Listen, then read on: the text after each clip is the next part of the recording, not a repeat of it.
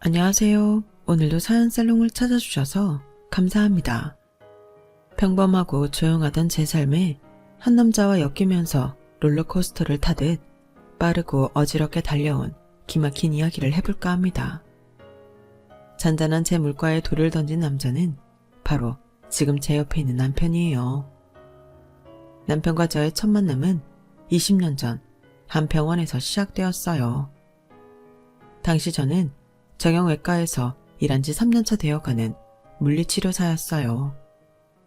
매일 환자들의 재활을 도우며 살아가던 저는 지루하고 따분한 일상에 매몰되고 있는 평범한 20대 여자였어요. 어느 날 교통사고가 나서 수술을 하고 당분간 물리치료를 요하던 고딩 남자애가 병원에 왔어요. 그 나이대의 대부분의 남자애들이 그렇듯이 상당히 반항적인 태도에 거친 말투로 무장한 친구였죠. 그 당시는 그게 멋있어 보일 줄 몰라도 다 지나고 나면 바로 흑역사로 남아 이불킥한다는 것을 알기나 할까? 하필이면 그 고딩한테 제가 담당 치료사로 배정이 되었어요. 환자분 이름이 뭐예요? 차트에 다 써있잖아요. 아, 확인차 다시 한번 물어보는 거예요. 유지묵. 네, 유지묵 환자분. 저는 담당 물리치료사 서남이라고 해요. 앞으로 일주일에 최소한 3번은 저와 재활을 하게 되실 거예요. 지금은 수술한 지 얼마 안 돼서 약하게 시작하겠지만 조금씩 강도를 높여갈 거예요. 아파도 조금만 잘 참고 견뎌주었으면 좋겠어요. 안 아프려고 하는 건데 왜 아픈 걸 견뎌야 하는 건데요? 그건 다쳐서 아픈 게 아니라 치료 과정에서 생기는 짜증나게. 제가 하는 말에 꼬박꼬박 반항적으로 토를 달던 고딩 머리를 몇 대 쥐어받고 싶었지만 어쩌겠어요. 제 환자분이신걸. 전 속으로 저 건방진 녀석에게 세상 제일 아픈 재활치료를 경험시켜줘야겠다고 생각할 뿐이었죠. 아, 아파요. 네, 유지묵 환자분, 이건 좀 아파요. 참으셔야 돼요. 아, 아프다고요. 네, 유지묵 환자분, 정상적으로 빨리 걸으시려면 이걸 꾸준히 하셔야 돼요. 한 번 더 해보실게요. 웃기는 건 이 고딩은 아프다고 앓는 소리를 하면서 또 계속 따라하긴 하더라고요. 그러다 우리는 시간이 갈수록 말도 편하게 하고 개인적인 이야기도 조금씩 나누게 되었어요. 교통사고는 어쩌다 난 거야? 오토바이 타다가요. 아, 너도 부모님 속썩이는 애구나. 고딩이 오토바이를 타기는 왜 타? 오토바이 타는데 나이가 정해져 있어요. 타고 싶으면 타는 거지. 유지묵 폐기보소. 어려서 좋겠다. 나 안 어리거든요. 머리에 피도 안 마른 게. 근데 넌 왜 맨날 병원 혼자 와? 다리도 성치 않은데 보호자가 동행을 한 번도 안 하시네? 보호자 같은 거 없어요. 또 센 척은 내가 내 부모님이어도 오토바이 타다 이렇게 된 아들 병원 데리고 다니기 싫겠다. 너 담배도 피고 술도 마시지? 가출은 안 해? 다 해요, 다 해. 속 시원해요. 됐죠? 성질머리 하고는. 선생님도 성질 더러워 보이거든요. 남자친구도 없죠? 뭐라고? 이게 이제 좀 여러 번 봤다고 엄청 기어오르네. 고딩은 반년 넘게 저와 만나면서 제가 많이 편해졌는지 장난도 치고 약 올리기도 하면서 투닥거렸어요. 그러다 재활이 거의 마무리되어 갈 쯤이었어요. 하루는 고딩이 병원에 꽃을 사온 거예요. 자, 이거 받아요. 웬 꽃이야? 나 주는 거야? 그럼 누구 주는 거겠어요? 진짜 내 거야? 갑자기 왜? 창피하니까 그냥 받아요. 20대 여자의 직감으로 그 꽃은 그냥 주는 것이 아니라는 확신을 했어요. 하지만 이 어린 것이 당시 고딩은 18살, 저는 26살, 무려 8살 차이가 났거든요. 누가 보면 영화 속 스토리같이 로맨틱하다고 하겠지만 막상 저는 웃기고 어이없었죠. 대학생도 아니고 이제 주민등록증을 갓 발급받은 고딩이라뇨. 게다가 TV에는 장동건, 송승헌, 정우성 같은 남자들이 판을 치는데 여드름 바가지에 까까머리인 한참 어린 애기가 남자로 보일 리도 없었고요. 저는 고딩의 마음을 모르는 척 했어요. 제가 꿈쩍도 안 하니까 하루는 대놓고 그러더라고요. 선생님은 진짜 바보 아니에요? 뭐? 열심히 치료해줘서 두 발로 멀쩡히 걸어다니게 해줬다니 나보고 바보라니. 이게? 아니, 왜 그렇게 몰라요? 제가 선생님 좋아하잖아요. 네가 나를? 야, 고딩, 너 내가 몇 살인 줄 알아? 26살이요. 너는? 18살이요. 그런데 그게 뭐요? 좋아하는데 나이가 뭐 중요해요? 네가 아직 어려서 그런가 본데 세상이 그렇게 만만치 않단다, 아가야. 이제 다시 학교 가면 사고치지 말고 공부 열심히 해야 된다. 알았지? 나 어리다고 무시하지 마요. 두고 봐요. 선생님도 나 좋아하게 될 거예요. 고딩은 무슨 자신감에서인지 떵떵거리며 말하더군요. 그 고딩은 제가 병원 끝나는 시간에 맞춰 매일같이 제 얼굴을 보러 왔어요. 어느 날은 바카스를, 또 어느 날은 붕어빵을 손에 쥐어주더라고요. 지풀에 지가 지쳐서 그만하겠거니 했지만 고딩은 막무가내였어요. 하루는 불러 세워서 말했어요. 야, 고딩, 너같이 어리고 랄라리를 내가 왜 좋아하겠냐? 제가 어떻게 하면 받아줄 건데요? 대학부터 가봐. 대학 가면 만나줄 거예요? 저는 거절할 변명거리를 찾다가 대학교에 들어가면 마음을 받아줄 것처럼 말했어요. 어차피 그런 날라리가 대학을 간다는 게 불가능한 일이었으니까요. 그런데 고딩은 정말 공부를 하기 시작했어요. 매일 퇴근 때 나를 찾아오던 놈이 공부해야 된다며 일주일에 한 번씩만 찾아오고 자기가 어디까지 공부를 했고 이번 시험에서 몇 점을 받았고 등등 제게 다 말해주고는 했어요. 금방 정리할 줄 알았던 고딩의 마음은 1년이 넘도록 계속되었어요. 저도 제가 좋다고 쫓아다니던 고딩에게 은근히 마음이 가기 시작했어요. 고딩은 재수까지 하며 기어이 대학 진학에 성공했어요. 아주 좋은 대학은 아니었지만 열심히 한 노력이 보였어요. 이제는 더 이상 거절할 변명도 없었고 사실 거절하고 싶지도 않았어요. 저도 고딩에게 그만큼 마음이 많이 커져 있었거든요. 더군다나 대학교에 가면 파릇파릇하고 예쁜 또래 여학생에게 분명히 마음이 흔들릴 거라고 생각했지만 아주 굳건하더라고요. 그렇게 저희는 주변 사람들 몰래 연애를 시작했어요. 풍요롭지는 않았지만 그 사람 때문에 웃고 즐거운 날들이 계속됐죠. 농업경제학을 전공한 지무기는 예전 다친 일 때문에 군대까지 면제받고 26살에 바로 취직을 하게 되었어요. 식품 품종 개량 관련 회사에 들어간 그는 첫 월급을 받는 날 제게 말했어요. 남이야, 내가 이날만을 기다렸어. 내 힘으로 번 첫 월급을 받는 날. 그래, 고생했어. 이제 진짜 사회인 됐네. 축하해. 남이야, 우리 같이 살자. 뭐? 같이 살자고? 첫 월급 받는 날 꼭 너한테 프로포즈 하고 싶었어. 지금 결혼까지 하자는 말은 못해. 그런데 같이 살고 싶어. 내가 돈 더 모으면 결혼식 꼭 올려줄게. 그렇게 지무기는 26살, 저는 34살에 동거를 시작하게 되었어요.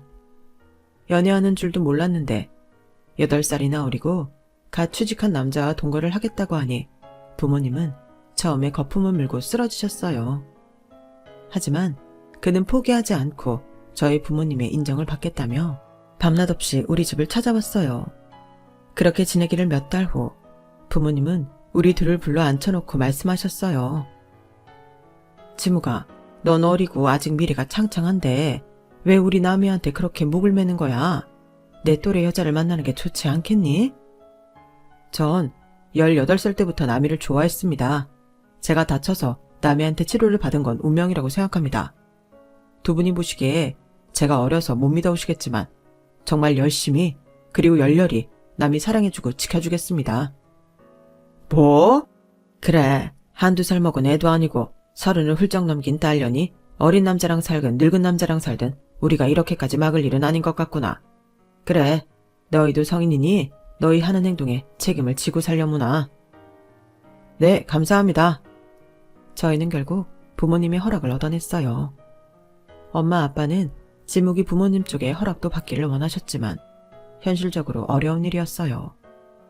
사실 지무기네는 복잡한 가정사가 좀 있었거든요.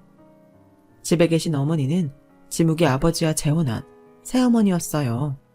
지묵이는 친어머니 얼굴이 잘 기억나지는 않는데 어느 날 아버지께 물어보니 그냥 죽었다고만 했대요. 더 물어도 말해주지 않아 지묵이는 답답했지만 그냥 그런 줄 알고 살았대요. 새어머니는 지묵이를 매우 달가워하지 않아 했어요. 본인의 친자식도 아니고 아버지와의 사이에서 낳은 남동생이 더 귀했기 때문이죠. 어릴 때부터 많은 구박과 차별에 시달린 지묵이는 불우한 청소년기를 보냈고 삐뚤게 나가기 시작했던 거예요. 그래서 공부도 제대로 안 하고 오토바이 타다가 사고도 났던 거고요. 무관심한 아버지와 동생만 챙기는 새어머니 사이에서 컸을 지묵이를 생각하니 안타까워 더 잘해주고 싶었어요.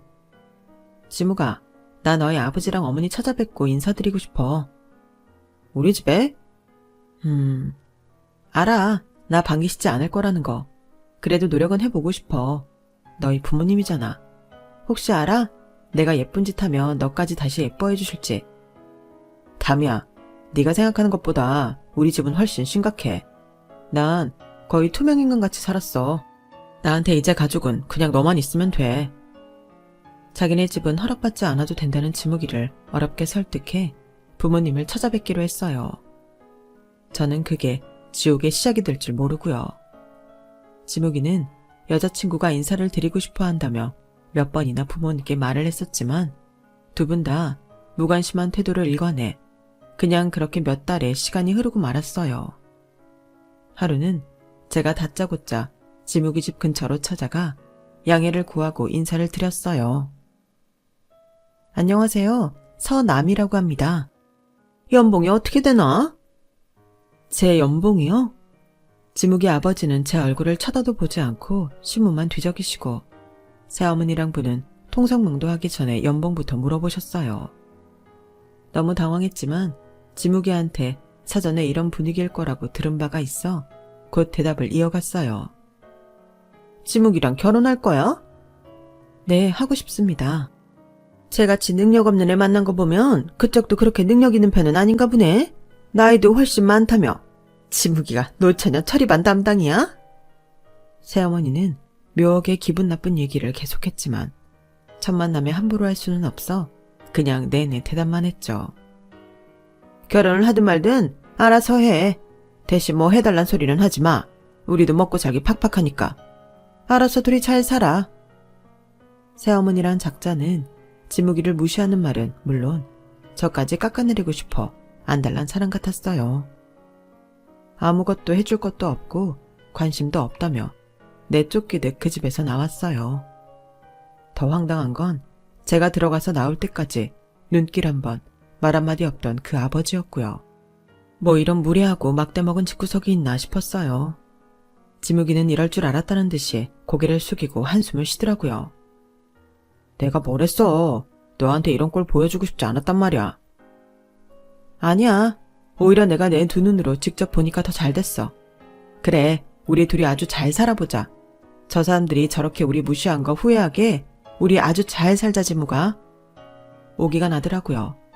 이런 푸대접을 받다니. 그리고 지묵이가 몇십 년 동안 이런 집구석에서 살았다니. 돌아오는 길에 저는 지묵이와 정말 잘 살고 싶어졌어요.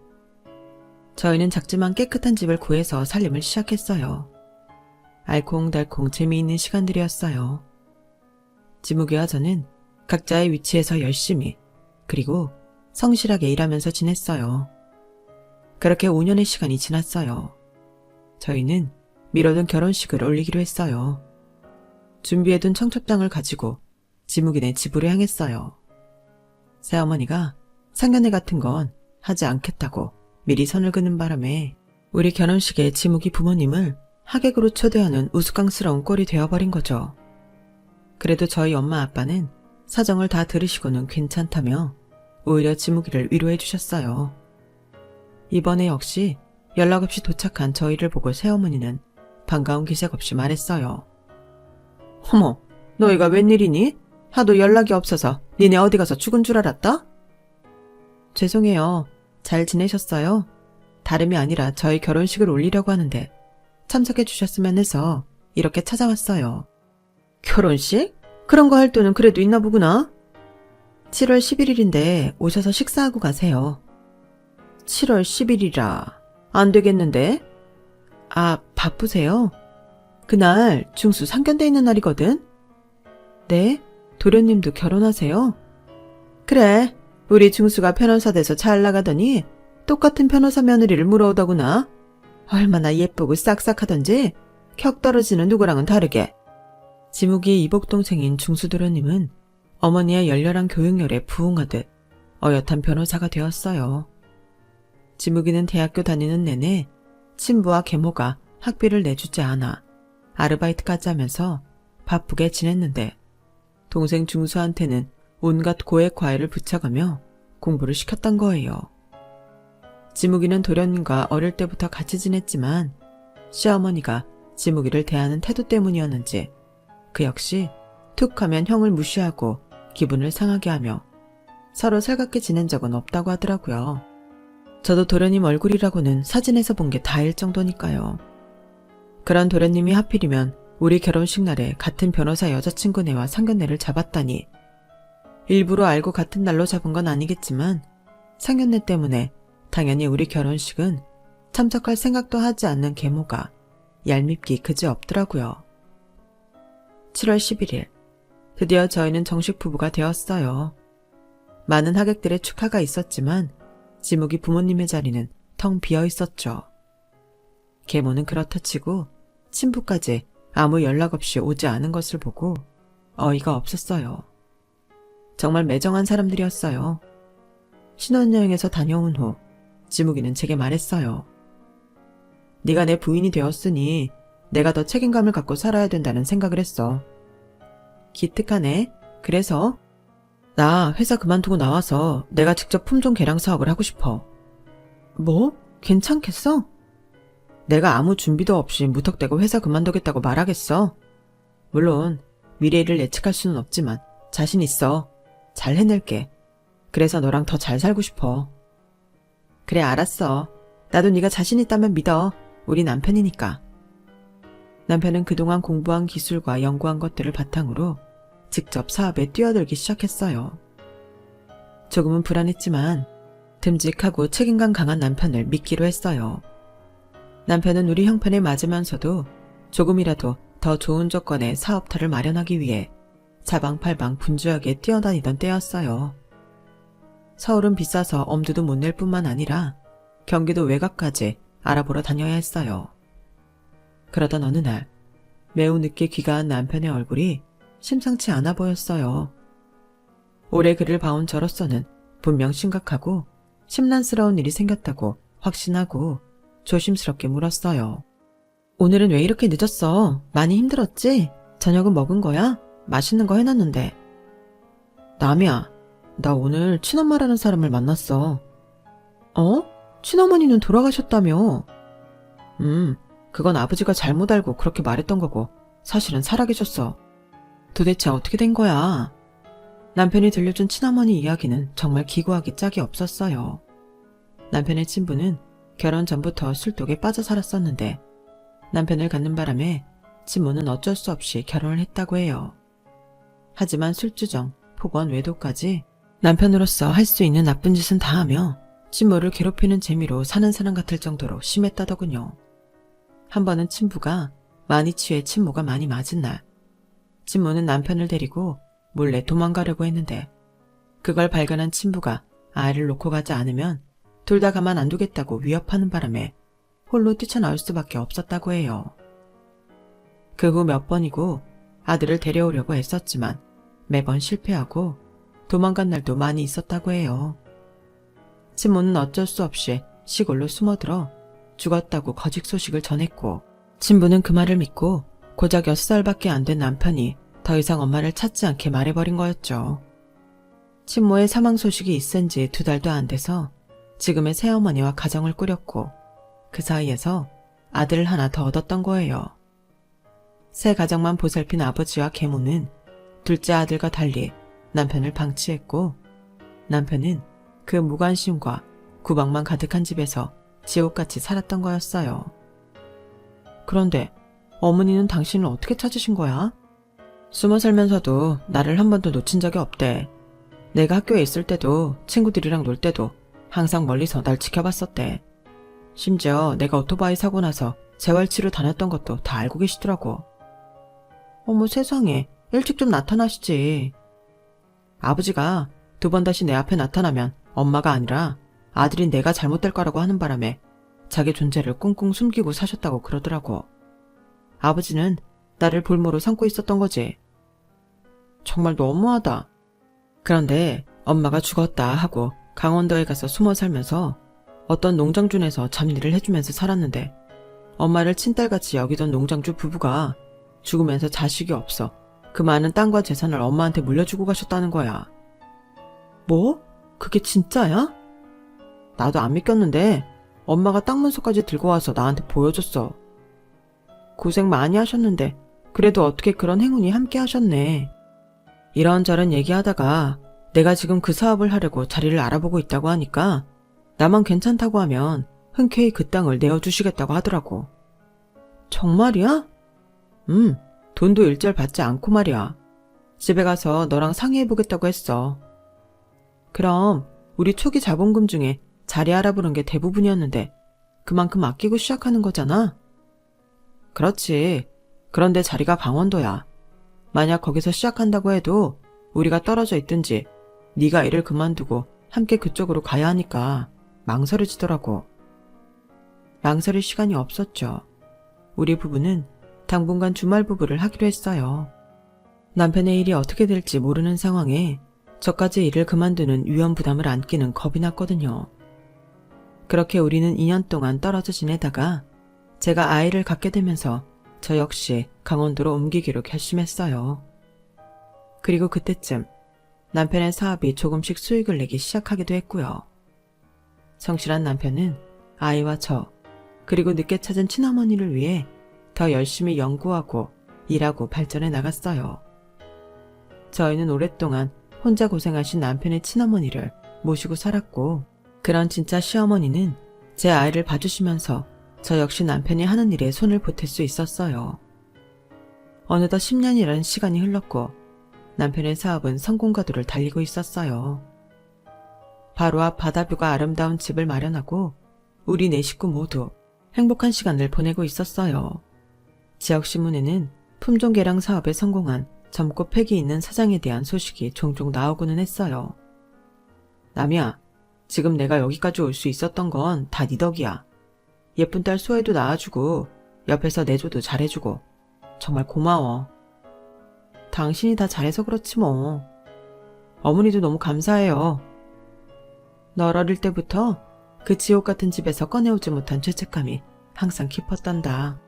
큰 건 아니지만 네가 이렇게 성공할 수 있는 발판 정도를 내가 도와줄 수 있어서 그나마 마음의 짐을 덜었어 지무가. 그런 마음 갖지 마요. 난 한 번도 엄마 원망한 적 없어요. 지금이라도 이렇게 엄마랑 함께 살 수 있는 것에 감사해요.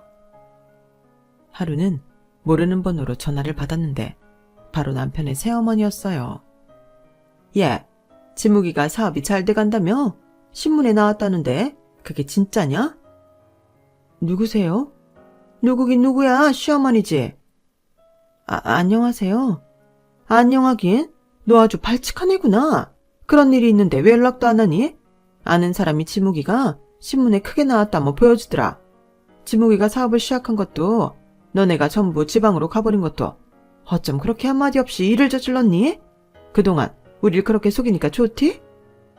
속이다뇨. 그쪽도 저희랑 연 끊고 사셨잖아요. 뭐? 그쪽? 말이면 다인 줄 알아? 시부모한테 어디서 감히 그쪽이래.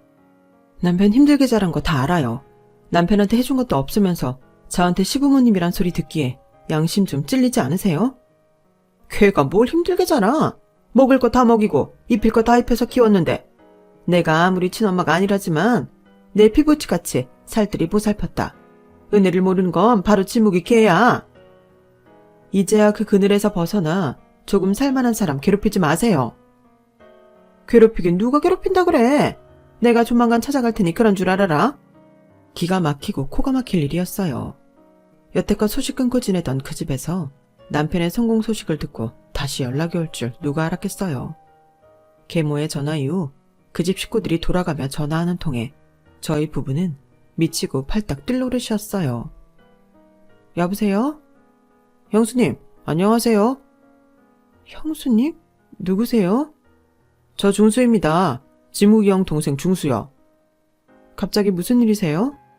말씀드렸습니다. 형 사업 얘기요. 사업이 커질수록 끼고 있는 변호사도 있어야 트러블이 났을 때 잘 해결할 수 있죠. 한번 찾아뵙고 말씀을 좀 나눌까 하는데요. 아니요, 괜찮습니다. 지금 변호사 찾을 정도로 급한 일이 없어서요. 심지어 어느 날은 말이에요. 여보세요? 안녕하세요, 형님. 네? 형님이요? 저 중수씨 안 사람이에요.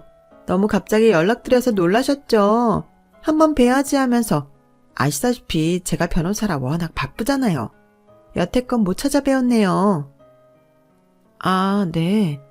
우리가 한 식구인데 여태까지 얼굴 한번 못 본 게 말이 되나요? 그래서 말인데 찾아뵙고 드릴 말이 있어서요. 언제 시간 괜찮으세요? 죄송하지만 얼굴도 못 본 동서 저는 없고요. 드릴 말씀도 없습니다. 결혼한지도 몰랐던 남편의 이복동생, 그 와이프까지 가족을 운운하며 연락을 해오더군요. 성공이란 게 이렇게 무서운 건 줄 몰랐어요. 매몰차게 등 돌릴 땐 언제고 이제 와서 우리 덕을 볼심산이라뇨. 일부러 전화를 안 받기라도 하면 문자 폭탄을 보내 우리를 힘들게 하기도 했어요. 그런 와중에도 남편 사업의 수직 상승은 멈출 줄을 몰랐어요.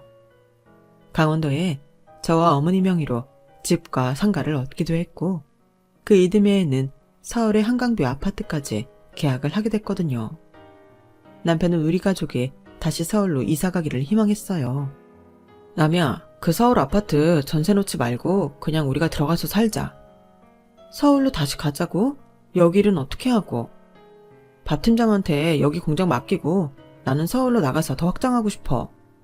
지난번 연락 온 회사에서도 서울에서 자리 잡는 걸 계약 조건으로 내걸었어. 괜찮겠어? 그럼 무모하게 하자는 건 아니야. 아직은 여기가 메인인 거고 서울 왔다 갔다 하며 키워나갈까 해. 어머님은 서울로 가고 싶다고 하시면 모시고 가고 여기에 계시고 싶다고 하면 이 집에서 살면서 상가 월세 나오는 걸로 생활하시면 부족한 건 없을 거야. 저는 남편의 뜻을 따르기로 했어요. 어머님은 고민하시다가 혼자보다는 함께가 낫겠다 싶으셨는지 함께 서울로 가기로 하셨어요. 제 딸은 할머니와 헤어지지 않아도 된다는 사실에 매우 기뻐했어요. 또 바쁜 날들이 계속되었어요. 남편은 서울과 지방을 오가며 사업이 흐트러지지 않도록 힘썼고 저는 어머님과 딸의 서울 생활이 낯설지 않도록 온 신경을 썼어요. 드디어 지방집을 최종 정리하고 서울 아파트에 입성하는 날이었어요. 낮보다 밤에 48층의 통창으로 보이는 한강 야경은 미치도록 황홀하더군요. 우리에게도 이런 날이 오는구나 싶어 눈물까지 흘리고 말았어요.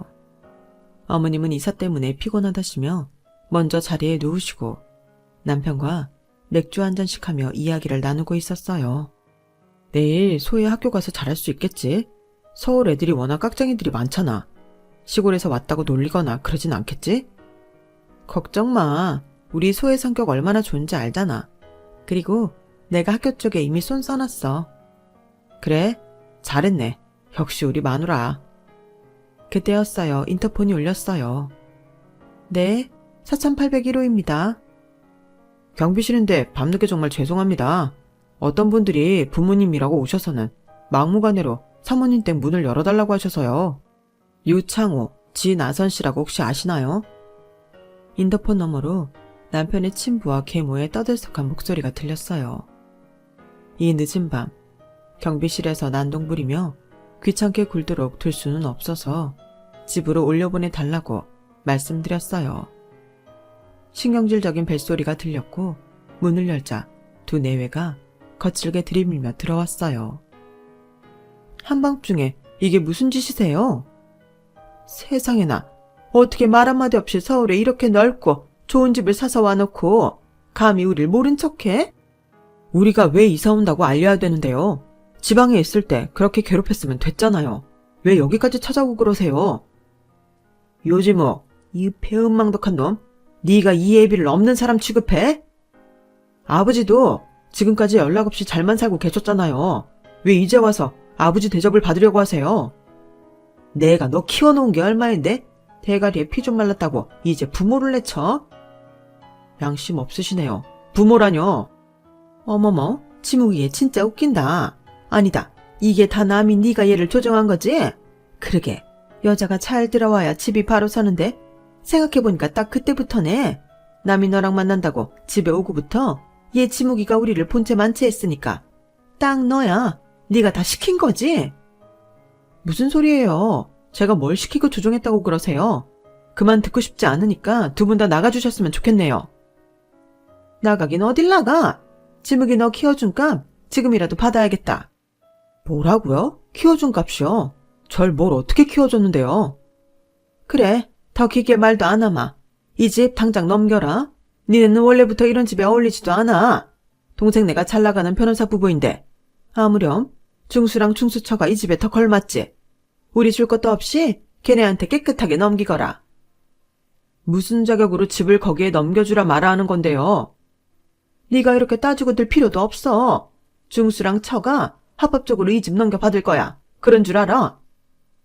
남편의 친부와 계모가 말도 안 되는 논리로 무조건 집을 넘기라고 생떼를 쓰는 통에 집안은 난리도 아니었어요.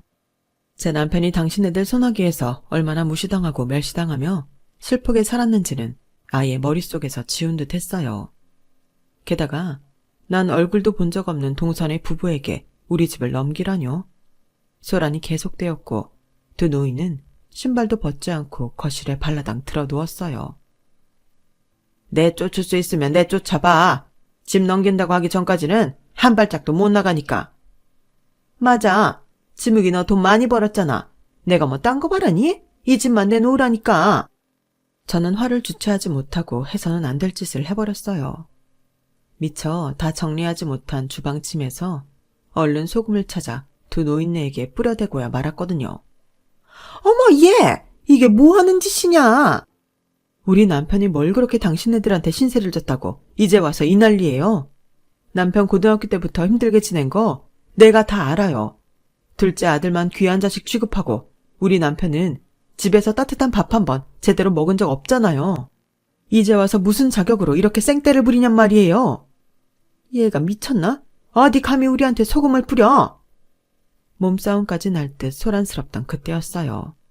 시끄러운 소리에 방문이 열렸고 거기엔 남편의 친어머니가 부들거리며 서 있었죠. 친부는 귀신을 본 것처럼 눈을 몇 번이나 비비고 쳐다보더군요. 귀신이다! 뭐라고요? 귀신이라뇨? 당신도 저 여자가 보여? 보이다 마다요. 저 여자가 누군데요? 시어머니는 매서운 눈을 하고 친부와 계모를 쏘아보았어요. 저 역시 인자한 시어머니가 그렇게 무서운 표정을 한 것을 본 적이 없어 놀랐어요. 요창호, 당신 아직도 이 모양으로 살고 있어? 아들 집이나 뺏으려고? 당신 뭐야? 죽었잖아. 맞아. 죽었다가 당신을 저승에 끌고 가는 걸 까먹어서 다시 왔어. 뭐? 아니, 저 여자 누구냐니까요. 내가 지묵이 친모다 이 여편네야. 네가 내 금쪽 같은 새끼를 그렇게 구박하고 괴롭혔다고? 친모? 지묵이 친모는 죽었다고 했는데? 여보, 도대체 이게 어떻게 된 거예요? 나도 죽었다고 들었어. 죽은 당신이 도대체 여기 어떻게 있는 거냐고? 내 시신 확인했어? 뭐? 혹시나 당신이 올까봐 거짓으로 꾸며놓은 제삿집에 관련 서류 있으면 보내라고 꼴랑 전화 한 통 했다면서. 아무리 내가 싫고 미워서 날 때리고 욕보였어도 당신 아들을 낳고 산 여자인데 죽었다는데 어떻게 그럴 수가 있어? 그리고 우리 아들 지묵이 어떻게 그렇게 매정하게 남의 자식 대 아들 됐냐고. 그럼 당신 전 부인 안 죽었던 거야? 나도 몰라 이게 무슨 일인지. 시신은 확인 못했지만 죽었다고 그랬어. 잠깐만, 그럼 지묵이랑 남이 너 여태까지 우리 속이고 이 여자랑 같이 지냈던 거야? 어? 이 여자가 아니고 제 어머니예요. 당신이 아니라 정말 제 친어머니라고요. 우리가 누구랑 살든 당신들한테 말해야 할 의무는 없잖아요. 세상에나 어이가 없어서 이게 웬 날벼락이야. 계모는 신발로 바닥을 치며 통곡하기 시작했어요.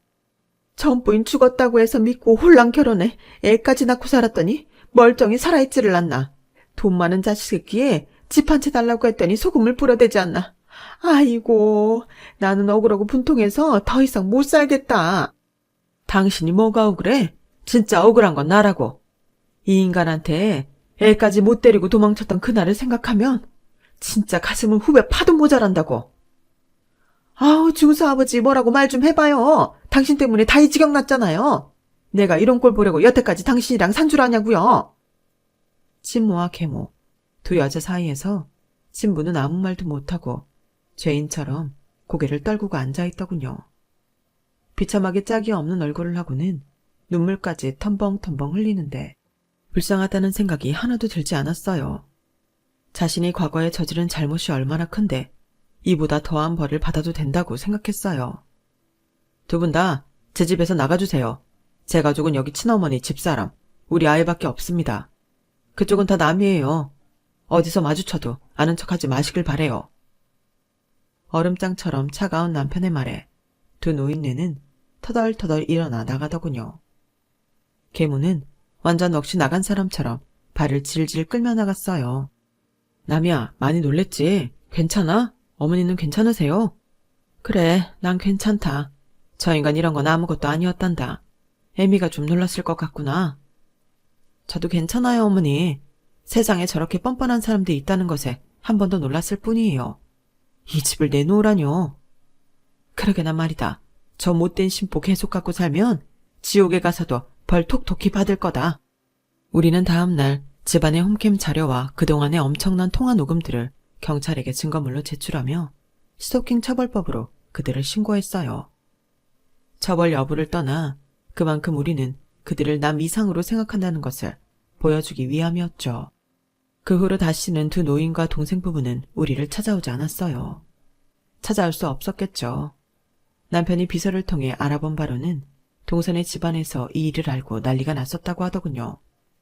재혼한 부모까지는 그렇다 쳐도 전 부인이 자기 입으로 죽었다고 거짓말을 할 정도로 모질게 대한 친부 얘기를 듣고는 치를 떨었다고 해요. 그런 집안과 사돈을 맺은 게 수치스럽다며 동서를 이혼시키려고 했고 동서를 포기할 수 없었던 서방님은 자기의 아버지, 어머니와 오히려 연을 끊었다고 하더라고요. 그렇게 애지중지하고 예뻐라 했던 둘째 아들과 며느리한테 버림받은 꼴이 된 거죠. 두 노인네도 그 일이 있고 나서 헤어졌는지 어쨌는지 동네에서는 신부만 가끔 술을 사러 집 밖으로 나오고 계모는 전혀 볼 수 없었다고 해요. 저희 진짜 시어머니는 서울과 본집을 왔다 갔다 하시며 도시와 농촌 라이프를 둘 다 즐기고 계시고 딸 소혜 역시 학교에 잘 적응하며 지내고 있어요. 요즘은 K-팝 가수가 되겠다며 그렇게 열심히 춤 연습을 하더라고요. 그리고 부끄럽지만 저희 부부는 기적처럼 13년 만에 둘째 아이를 갖게 되었고 다음 달 출산을 앞두고 있답니다. 노산이라 너무 걱정되지만 남편같이 든든한 사람이 제 옆에 있다고 생각하니 무서울 건 하나도 없네요. 남편의 사업도 이젠 안 부럽지 않을 만큼 잘 되고 있어서 남은 노후 애기 재롱이나 보면서 편안히 살 수 있을 것 같아요. 당신 그때 까까머리에 여드름 바가지 고딩이었잖아. 어떻게 감히 8살이나 많은 20대 직장인을 꼬실 생각을 했대? 지금 생각해도 어이없네. 딱 보니까 나 아니면 남이 너 노처녀 될 관상이더라고. 어리지만 용감한 내가 구제해줬잖아. 평생 감사합니다, 연하 남편님 하면서 극진히 모시고 살아. 이게 나보다 어린 게. 저희 부부는 아직도 가끔 옛날 얘기를 하며 저를 놀리곤 해요. 그때는 저 어린 남자애와 함께하는 것이 막막한 미래라고만 생각했는데 지금은 이렇게 서로를 빛내주는 부부가 되었네요. 하루하루가 너무 소중한 요즘이랍니다. 지금 여러분 곁에도 빛나는 사람이 있으시길 바라며 제 이야기 들어주셔서 고맙습니다. 건강하세요. 여러분, 사연 댓글에 응원과 현명한 조언 부탁드려요. 좋아요와 구독은 저에게 큰 힘이 됩니다. 오늘도 좋은 일 가득하세요.